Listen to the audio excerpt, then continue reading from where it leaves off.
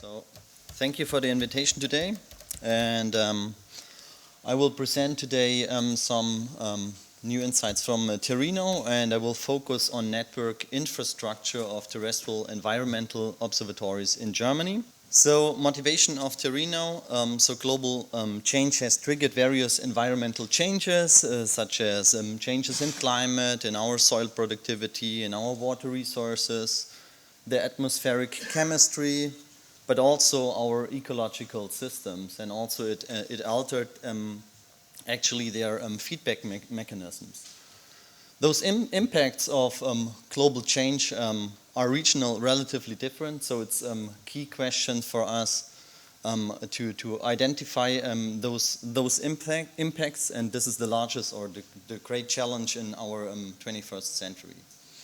So TERENO is breaking new ground with its interdisciplinary and also with its long-term measurement program, which involves several different centers from the Helmholtz Association.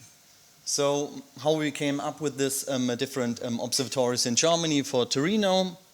So as I said, regional is the impact of climate change relatively different. So we identified some regions where we have a very high sensitivity for climate change effects, which we can see here very nice in that map on that side in red, where we see that in the future we'll have more impact from drought, heat waves, flooding events, storm events, or disease vectors, or a loss of biodiversity.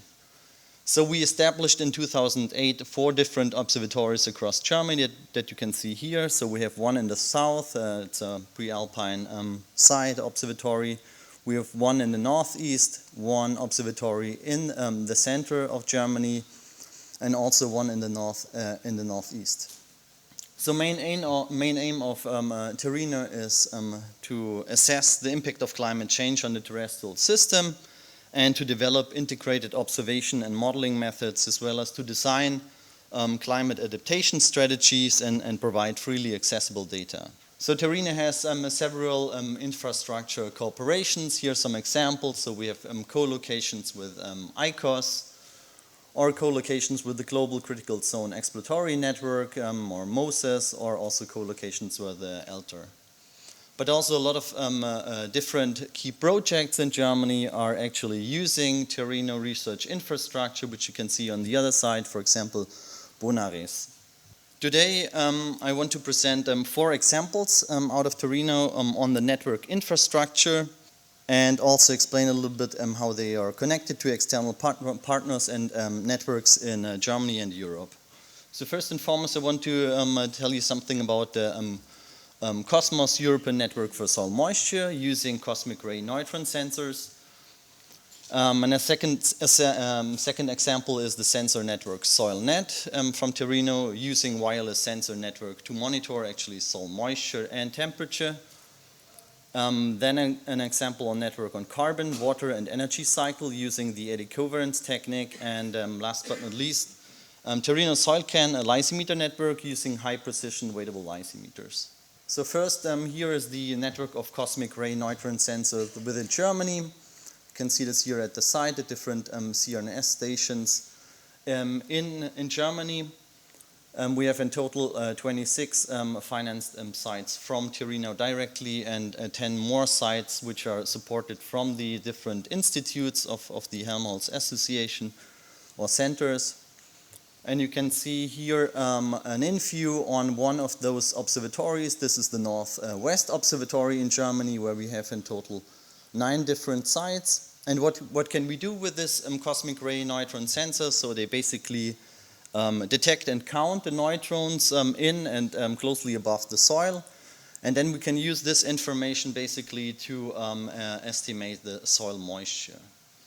And what is very promising within this technique is that it closes the gap between classical observations between the plot scale and remote sensing data. So the soil moisture observations are reported for cosmic ray neutron sensors up to 30 hectares.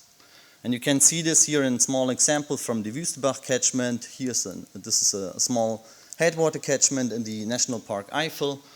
And you can see here in the center is the cosmic ray neutron probe installed, and you can see the large footprint nearly covers the whole catchment of this site.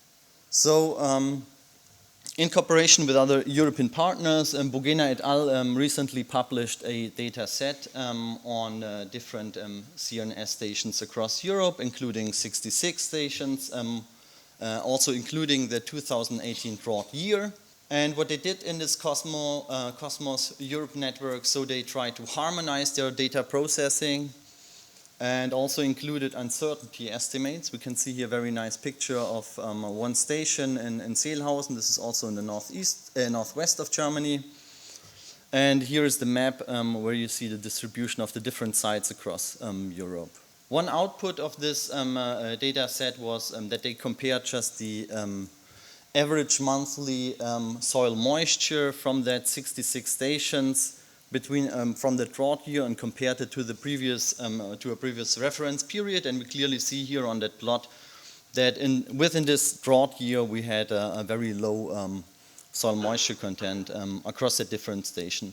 So what is those data useful? So those data are useful for remote sensing, data validation.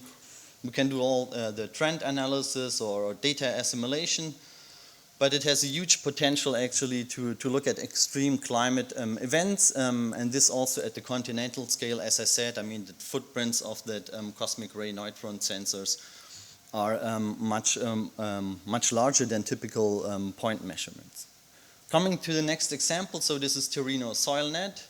So we can see here a typical profile. So this is installed at one profile, and if we have a sensor network, we have then through a field or in a catchment several installations of this. So we have different low-cost devices to measure actually the soil moisture and the temperature.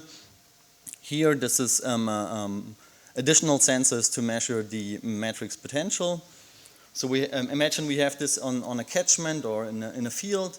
So these devices are then can send via router to a cellular provider the data and provide it to a SoilNet data server, where we have an application software then which provides then for the client nearly in real time the measurement data. So in TERENO we have in total 6 sites which have SoilNet installations in Germany, but we also have across Europe different other external sites which are using those technique or SoilNet instruments, and also in Asia. So I want to give one short example of SoilNet from the catchment Wüstebach that I already mentioned. So you can see here on the map, this is the catchment in the National Park in the Eifel, and you can see here with the black dots, these are all those sensor profiles, and we have in total more than 900 soil moisture observations within the small catchment. And from that aerial images you can see there was a deforestation experiment ongoing. And so how can we use those observations? Here we can relatively see nice an application of those data. Here we see the soil moisture distributed over the catchment from 2011, period in 2011, and here in a reference period after the clear cut, and we can see clearly how the soil moisture pattern changed due to the reduced water uptake from the trees. There are plenty of examples that I could give for this site, but I choose today to present some outcome from a colleague of mine which looked at the spatial patterns of the preferential flow at the catchment scale. And you can see this here on the top. And they found out that there are no specific patterns are visible for preferential flow at the catchment scale, and this indicates that preferential flow are occurring on a much smaller scale, but those are important. And they also looked on different types of preferential flow events, which are dominant in the catchment and which are not. Coming to the third example of network infrastructures, this is the network of the eddy flux stations in Germany from TERENO. So we can see here in total 12 different stations from agricultural land, grassland sites, and also forest. So what we can measure with those eddy flux stations, we can measure the trace gases, so carbon dioxide, methane, and water, and much more. And what is very promising with this technique is that we actually don't need to disturb the ecosystem and just can measure the interactions between the ecosystem and the atmosphere. You can see here in the green dots, these are the sites in Germany which are actually related or co-located to ICOS, to the ICOS network of the thematic center for ecosystems. So this is the ICOS network here over Europe with more than 150 stations in different countries. And you see here from that figure, they have different thematic centers, one for the atmosphere, one for the ocean, and one for ecosystems. And TERENO sites provide more than 35% of the ICOS ecosystem sites in Germany. And I want to give today one example which recently used those data from that network. They looked at the altered energy partitioning across the terrestrial ecosystem in Europe during the drought year 2018. So they analyzed the data for the ecosystem part, as I said, and they showed that 46 out of 56 sites were affected by the drought in 2018. So they showed a higher potential evapotranspiration, a decrease in precipitation, also a higher solar radiation, a higher release of sensible heat, and also a decrease in CO2.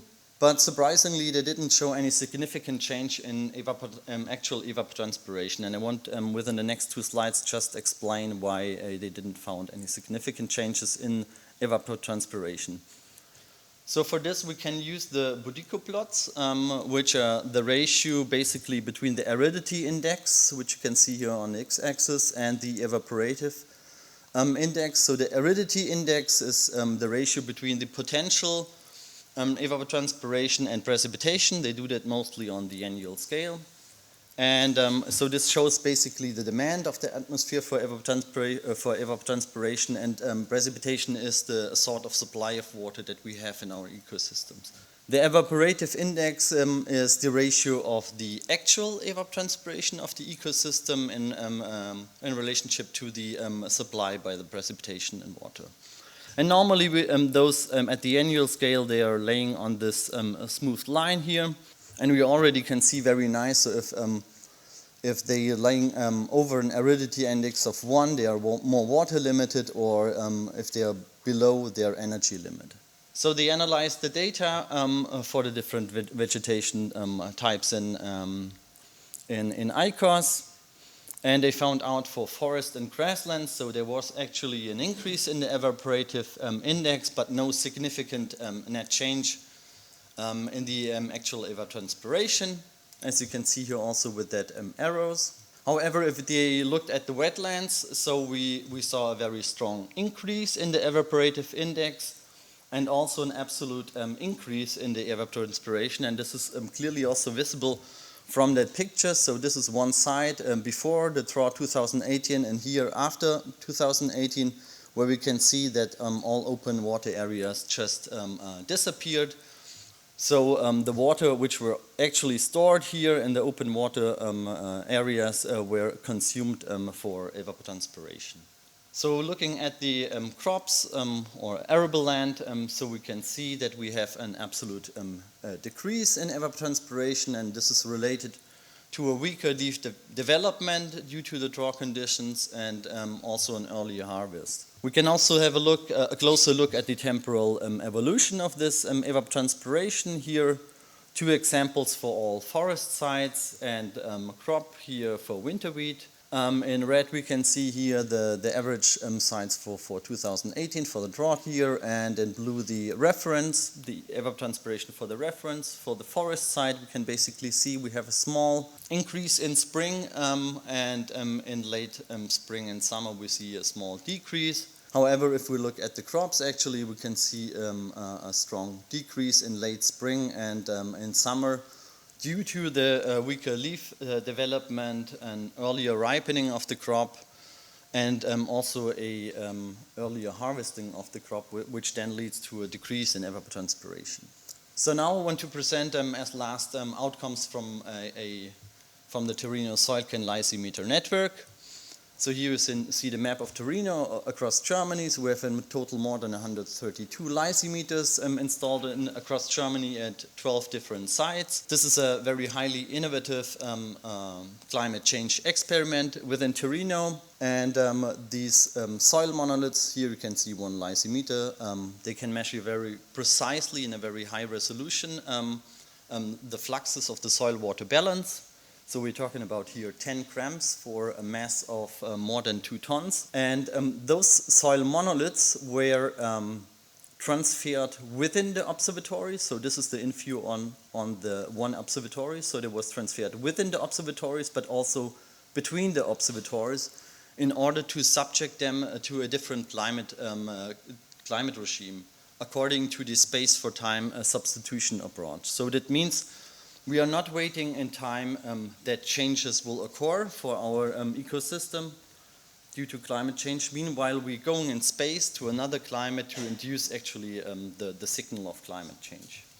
You can see this here. This is an alpine grassland ecosystem, and they were transferred later on by trucks and were transferred then across Germany. So this is an outcome of a student of mine. He analyzed out of 3 sites from TERENO soil-can, over 36 lysimeters he used, and he evaluated the precipitation measurement methods here for 4 different types. We have here an acoustic measurement device. We have here a laser-based discrometer, we have a pluviometer, and we have the classical tipping bucket. And he used the lysimeter as ground-through measurement for precipitation. So this is an example or outcome from his outcome from the northeast. This is a grassland site in Rollesbroich. You can see here the 6 lysimeters. From the scatter plots, we already can see that we have partially large deviations and a large scatter around the 1-to-1 line. So he analyzed this for, as I said, for 3 different sites over 4 years. And to visualize how different are they, or how they deviate from the ground truth, he calculated the catching ratios, which basically shows you how much water the external device could actually observe compared to the reference. And you can see this from this. This is given in percent. And we see a large deviation. Actually, all measurement devices are underestimating precipitation, and they are partially relatively large. So we can see here for tipping buckets, pluviometers, and acoustic sensors and laser discrometers. So we have typically between 20 to 5% underestimation of precipitation, and that's actually a lot. We also looked within this TERENO soil-can network a bit more onto smaller fluxes, which comes from non-rainfall water. I'm not sure if everyone is familiar with non-rainfall water inputs. So non-rainfall water comes from dew formation, fog, or from soil water vapor absorption. And it's well known that in arid or semi-arid regions that they are playing an important role for our soil water balance, but it's not very well known if for humid temperature climates, we also have an impact on our ecosystem and if they are of ecological importance. So we use 2 different stations, 2 lysimeter stations, grassland ecosystems. We analyzed it for several years, and we found out that on the annual scale, that non-rainfall water inputs contributed between 45 on average to 65 millimeters per year to our soil water balance of these ecosystems. And actually we saw that during drought years, actually that a percentage of input from non-rainfall water in percent reached here 8%, which is actually a lot during drought years. We also wanted to look on the ecological importance of non-rainfall inputs, which are at this sites dominated by dew formation. And here we found out that we had at one site at least, so this was the alpine site which didn't have any water stress during the observation period. But at the other side we could see that we had at the similar time occurrence of water stress and also dew formation. So the extra water from dew formation might reduce the water stress of those grasslands during this time. But as I said, we also use this networked infrastructure to test our crop models to predict climate change. So here we used different arable land lysimeters from that network. So in total 9 soil monoliths were excavated at the northeast of Germany in Dedelo, and 3 of them remained there at the site. 3 were transferred to a slightly drier and warmer site at the center of Germany to Bad Lauchstädt, and 3 went to the northwest observatory to Seelhausen, where we have a warmer but wetter climate. And what we did, we used like 12 different crop models. We provided all the important data to calibrate these models. Here we used different agronomic and environmental variables, so grain yield, above ground biomass, leaf area index, evapotranspiration, soil moisture observations, also drainage and capillary rise. So we can basically see here, if we evaluate this, we achieve relatively good model performance. And then we just used the validation sites to see if our models, our calibrated models, can also model under different climate regimes our ecosystem well. So we found out that at the validation site in Bad Lauchstädt we achieved, which has a similar climate regime than the original one, a relatively similar model performance values. However, for the validation site, which is warmer but wetter, we saw that we have largely problems to simulate the grain yield at this site. And this already shows that we might have a problem if our validation site, which we want to predict actually those agronomic and environmental variables, if this is outside the variability of the climate that we used for the calibration of the models. And one part of the story might be related that different processes are then not captured during the calibration period. Here this is an example for the relationship between the decrease in grain yield and the increase in days with heat stress, which are captured well, or from the observations are seen very well, but the models could not capture this. So that means basically if we have during this calibration period not the specific processes well included in our calibration, we actually are not able to predict this under different climate conditions. But we also can look a bit more deeper into the soil. Here we used also that TERENO soil can set up at 2 different sites, here in the northwest and in the center of Germany. We had 4 different soils which are located at both sites, and apart from other variables, we looked at the change in the soil water storage, which is very important for us.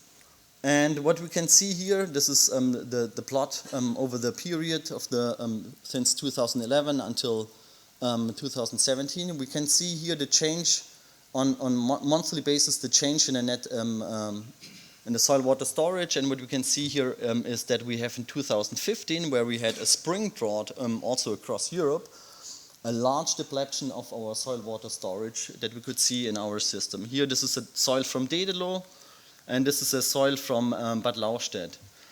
And interestingly, we saw that some soils are recovered relatively well during winter by the winter precipitation, but other soils not.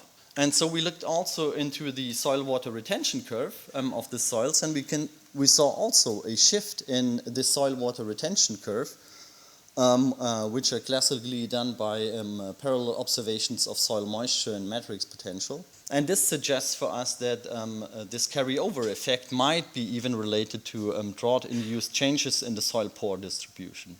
So now coming from that network observations, and how can we use those actually, that network infrastructure within larger simulations? So here I brought 3 different examples. So we can see here the small catchment in the northeast of Germany at Rollesbräuch. It's a grassland site where they used the soil data from SoilNet to actually improve the calibration of a land surface model by data assimilation. You can see here some results, and they basically found out that they can improve their model calibration when using the spatially distributed data on soil moisture from SoilNet.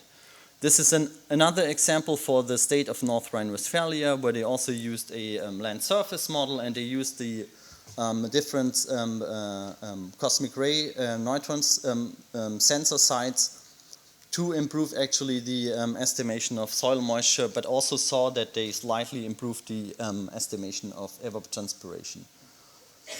And this is then a large-scale example where they used different information across whole Germany, from lysimeters in terms of soil moisture, SoilNet or cosmic ray neutron sensors, but also simple soil profiles where they have observations on soil moisture to validate their model, which predicts then which then produces the German draw monitor. So to conclude, I hope I could show you that long-term observations and especially networked infrastructure build an essential benchmark data for model development and testing, including decision support tools. So network infrastructure provides essential data for comprehensive investigations, which helps then to achieve a more general finding on a broader or larger landscape scale. And data from such infrastructures or network infrastructure are easier to handle for the user because they follow common methods, use same methods to measure something, and provide also similar quality standards. And they provide all relevant metadata and also high quality data sets, so that means that the data are actually qualified and they are freely available to data discovery portals.